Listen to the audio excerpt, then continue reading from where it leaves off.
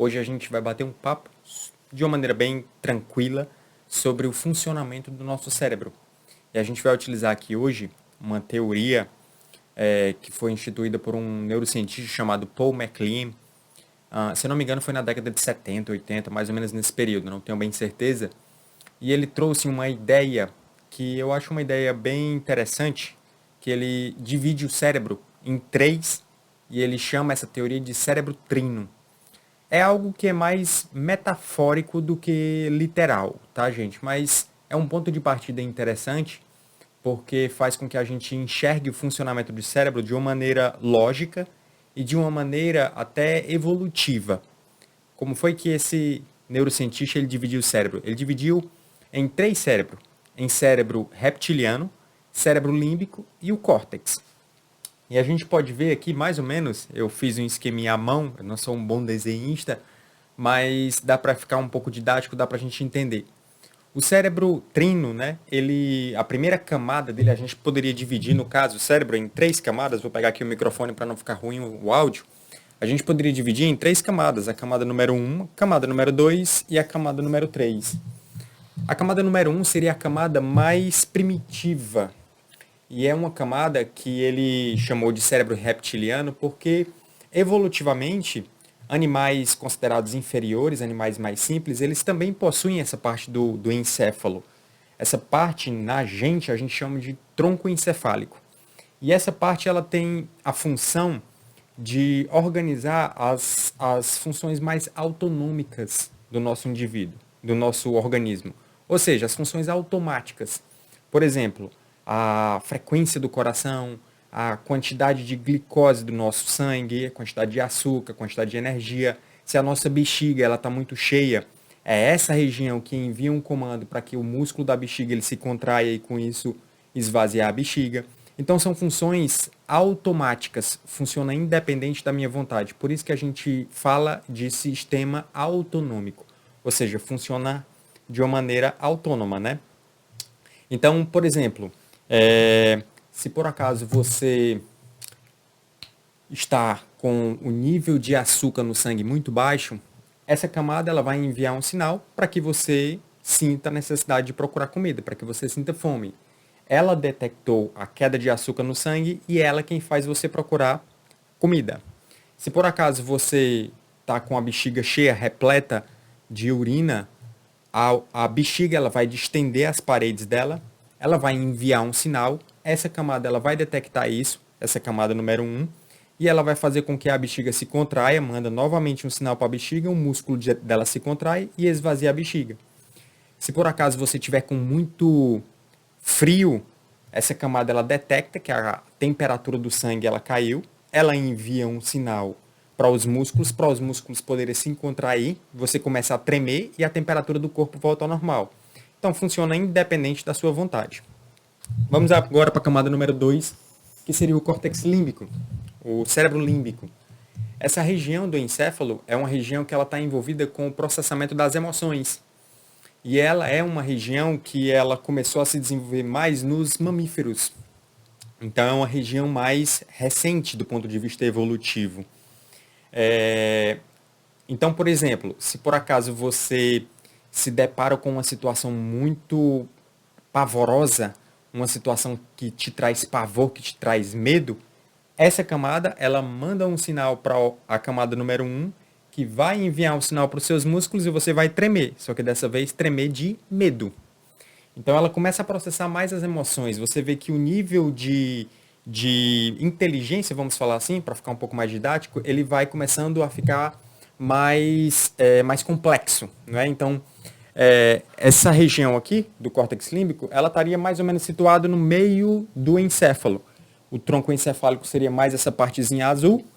O cérebro límbico, né, ou seria o sistema límbico, seria mais essa parte aqui intermediária. E por último vem a terceira camada, que seria o córtex cerebral, que é a camada que se desenvolveu de maneira mais majestosa nos seres humanos. E ela começa a ter um nível de processamento, de detalhamento de informações muito mais refinado. Então, por exemplo, é nessa região aqui que estão as memórias, é nessa região onde todas as informações que você adquiriu na sua vida, elas estão lá armazenadas, é nessa região onde a gente processa os sinais sensoriais da visão, da audição, do tato, que a gente consegue refinar com mais detalhes. Então, por exemplo, assista um filme de terror, e nesse filme de terror a informação visual vai entrar, você vai processar no seu córtex, você vai entender aquilo, você vai sentir medo. Então, essa camada envia um sinal para o sistema límbico, você sente medo, ou seja, é algo emocional, e essa região envia um sinal para o tronco encefálico e você treme, só que dessa vez de medo, novamente de medo. Então, é a camada número 3 influencia na camada número 2, que influencia a camada número 1. Claro que isso é bem metafórico, tá, gente? A coisa é muito mais complexa. Da mesma maneira que a camada 3 ela influencia a 2 também influencia a 3. Da mesma maneira que a camada 2 influencia a 1 influencia a 2, que por sua vez influencia a 3. Então, na verdade, está tudo muito conectado, tudo muito interconectado. São informações de sinais que fluem em ambas as direções. Então, é algo muito mais metafórico, mas é um ponto de partida para ter um entendimento mais ou menos de como funciona o nosso encéfalo. Voltando um pouquinho para a camada do córtex, né? Essa última camada, que é a camada evolutivamente mais complexa, ela é dividida em 4 partes, que a gente chama de lobos.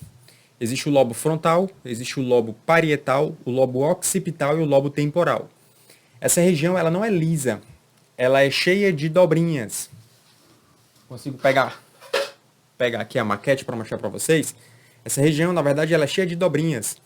E essas dobrinhas, ela existe um motivo para isso. Porque veja só, quando o córtex ele se dobra sobre ele mesmo, a área da superfície ela aumenta. Imagina que ele fosse todo lisinho.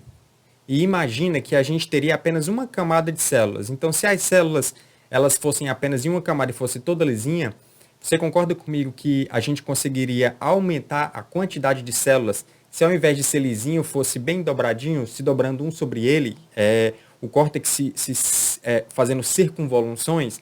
Então, o motivo disso acontecer é para aumentar a área de superfície, sem aumentar o volume. Porque se eu aumentasse muito a superfície e não me preocupasse com o volume, a gente teria que ter a cabeça bem grande, não é? Só que, graças a isso aqui, a gente consegue aumentar a quantidade de processamento de informações e, ao mesmo tempo, manter o volume da caixa craniana em um tamanho que seja adequado para o parto, né? Para o parto normal. Então, se a gente separar aqui, fica mais fácil de ver aqui na maquete, né? Melhor do que no meu desenho. A gente vê que o córtex ele começa a ganhar um nível de complexidade muito grande. E a gente teria aqui, então, a camada número 3. A camada número 1 ela estaria mais ou menos na região do meio do encéfalo. E a camada número 1, que seria a que controla as funções mais autonômicas, mais automáticas, ela estaria mais no tronco encefálico. Entre essas camadas existiriam intersecções. Então, entre o sistema límbico e o tronco encefálico, a principal região, a principal parte do encéfalo é o hipotálamo. O hipotálamo, ele seria a região do encéfalo que faria mais ou menos essa transição. Claro que isso estou explicando de maneira muito mais simples do que a complexidade demanda, tá, gente? Então, tudo que o sistema límbico quer é influenciar o hipotálamo, que por sua vez ele iria fazer essa transição para o tronco encefálico. O tronco encefálico, que seria o cérebro reptiliano, né? Segundo o Paul MacLean, como eu falei para vocês, ele está responsável pelas partes autonômicas, né? Pela automaticidade da função do nosso organismo. E ele utiliza 2 sistemas de neurônios. Os neurônios eles são células que é como se fossem os fiozinhos do nosso cérebro se comunicando com o nosso corpo, né? Afinal de contas, quem comanda tudo no nosso corpo é o nosso cérebro.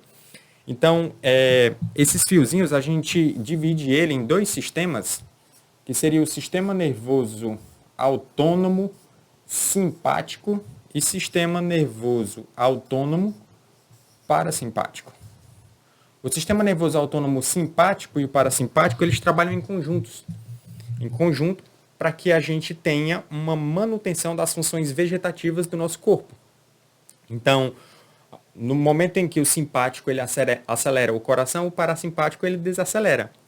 No momento em que o simpático ele desliga o nosso sistema digestivo, o nosso parasimpático ele liga e está preocupado mais com as funções relacionadas com a digestão do alimento e a absorção de nutrientes. Por exemplo, O sistema simpático, ele é o que está bem acionado no momento em que a gente precisa, no momento em que a gente está estressado. Então, a gente costuma chamar esse sistema, né, que está relacionado com luta ou fuga. No momento em que, por exemplo, você está com muito medo, então você se depara com uma situação de perigo iminente à vida, que você precisa agir, esse sistema é que vai tomar de conta do seu organismo. É ele quem vai fazer, por exemplo, a pupila dilatar para entrar mais informação visual e o seu cérebro poder tomar mais decisões. Ele vai aumentar a pressão do sangue, ele vai fazer o seu coração bater mais rápido, ele vai com isso, né, aumentando a pressão, fazendo o coração bater mais rápido, ele faz com que a quantidade de sangue que chega aos músculos seja em um volume maior, em uma taxa por volume por tempo maior. Então chega mais glicose, chega mais oxigênio para o seu músculo fica com mais capacidade de agir em uma situação de luta ou de fuga. Então, por exemplo, se você se depara com uma ameaça à vida, uma pessoa, um leão diante de você, ou então um cachorro, né? Mas é mais do nosso dia a dia. Você se deparar com um Rottweiler no meio da rua solto. Naquele momento, seu coração vai bater rápido, independente da sua vontade. Seu coração vai bater rápido, a sua pressão vai lá para cima, os seus músculos vão ficar tensos, a sua pupila vai dilatar, o seu sistema digestivo, se você tiver acabado de tomar café da manhã, ele vai, o seu sistema digestivo ele vai ser desligado, então tipo, não precisa gastar energia com isso agora, nesse momento, né? Então é tudo muito automático, por isso que a gente chama de sistema nervoso autônomo. Tanto tem o simpático quanto o parasimpático. Então o parasimpático ele estaria mais com as funções vegetativas de manutenção. No momento em que você está em repouso, no momento em que você está tranquilo em casa, no seu dia a dia, ele está relacionado com a digestão, ele está relacionado com a taxa de filtração dos rins. Então são as funções mais, a taxa de filtração no sentido de fluxo de sangue que chega nos rins, enfim, todas essas coisas. Então eles vão trabalhando, na verdade, em conjunto. Como eu falei para vocês, isso aqui tudo, na verdade, está tudo muito interligado. Nos próximos vídeos a gente vai detalhar um pouquinho mais sobre o sistema límbico, a gente vai falar um pouquinho mais sobre a amígdala e outras partezinhas do nosso encéfalo que está relacionado com esse sistema, e depois a gente vai detalhar um pouquinho mais sobre o córtex, dando uma atenção especial à parte mais fantástica dessa região, que é o lobo frontal, que é essa parte que fica atrás da testa. Tranquilo? Espero que vocês tenham gostado. Peço que vocês curtam e compartilhem esse vídeo, porque isso ajuda bastante o canal a se desenvolver, tá bom?